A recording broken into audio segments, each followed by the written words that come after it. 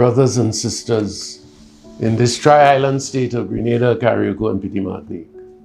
Today we remember Hurricane Beryl passing over these islands a year ago.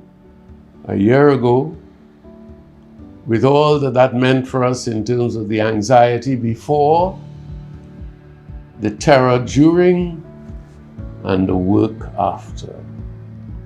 I greet all of you, especially those in Carriacou and Petit Martinique, remembering that the northern part of the island in St. Patrick's was also hit in different ways. What is your feeling on this first anniversary?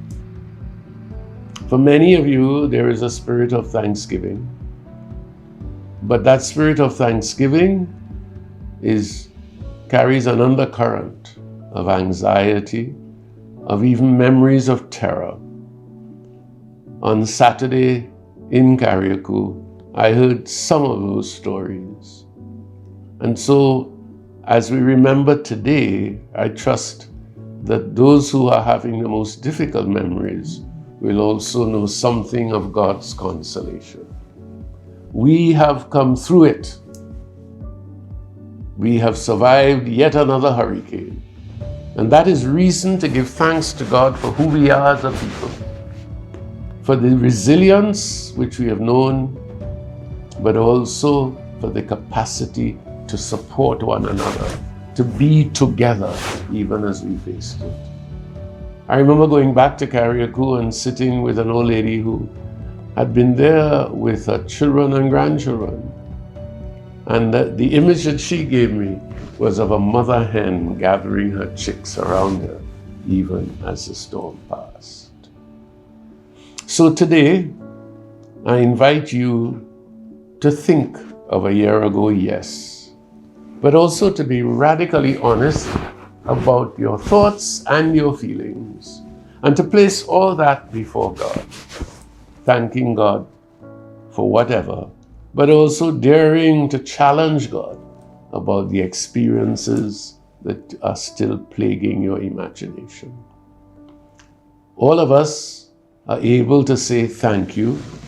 Thank you to God, but thank you also to the many people and groups who stood by Carriacou and Petit Martinique through this crisis.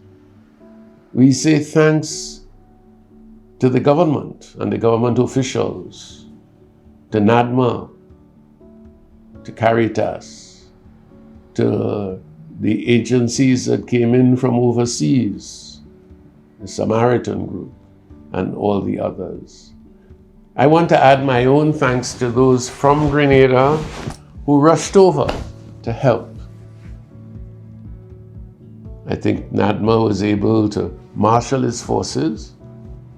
The government was able to come to do what they knew they had to do.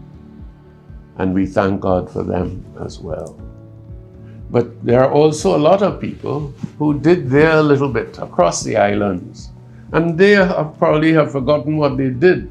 But on a first birthday celebration, if I might call it that, you have to be able to recognize those who have done things that perhaps they didn't even know what they were doing. So to everybody, we say thanks, because in some ways, our Christian faith is very quick to say thanks be to God. But it is not God directly who sometimes provided what we needed. It's simple people just packing whatever they could and making sure that they came to our aid. As we look forward, one of the things that I'm very concerned about is what we like to think of as the scars. Every hurricane leaves its scars. And I experienced some of that on Saturday again. People who, in the very recalling of the hurricane, feel the pain. I knew that the day that Beryl struck last year, because a number of people said to me that they were still carrying the pain of Ivan. I want to invite all of you who are still feeling the feeling, to dare to talk to someone about your experience. Don't lock it inside yourself, because that is when it becomes most poisonous and most dangerous. But to talk to somebody, recall the experience, cry if you want to cry, but don't let it cage you, because if it does, every hurricane season, it will be pain and discomfort. So for those who are having those experiences, speak it up. For those who notice somebody who can't talk about it, to sit with them for a while, to put your arm around their shoulder and encourage them to tell you what they are feeling. For the rest, brothers and sisters, let us know that a hurricane does not end when the eye has passed. Let us know that we still have to help one another. I was with you in Carriacou this weekend, and I realized how much help is still needed. And for the churches especially, long after government agencies have closed off or are no longer able, we in the church must be able to reach out and touch the lives of our people. We must be able to continue the planning. And the other organizations, like the clubs, the social service clubs, Rotary and so on, to not see the hurricane as past, but to dare to commit yourself to continuing the work.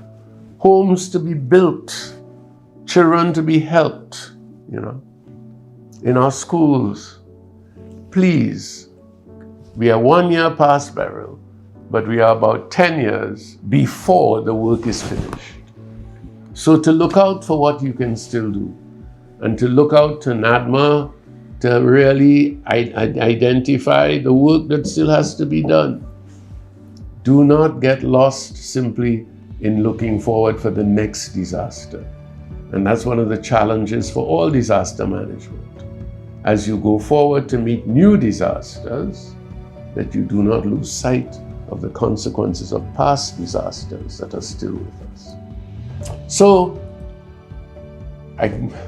in a moment of a up, I'm tempted to say, let's continue moving up Grenada. We've triumphed over Beryl as we've triumphed over Ivan. We will continue to triumph. A first anniversary will become a second and a third and a fourth. But let us know that we have it within us to meet whatever comes, to see the challenges we face, and then together, to find the way forward. So may God bless us today.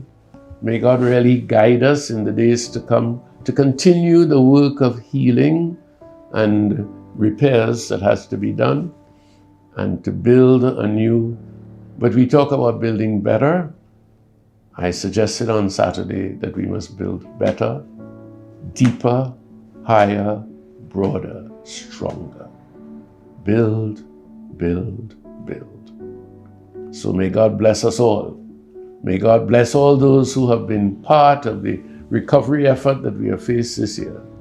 And God continue to bless all our islands and all our region as we prepare to meet whatever comes this year. Amen. Though the mountains may fall and the hills turn to dust, yet the love of the Lord will stand as a shelter for all who will call on His name, sing the praise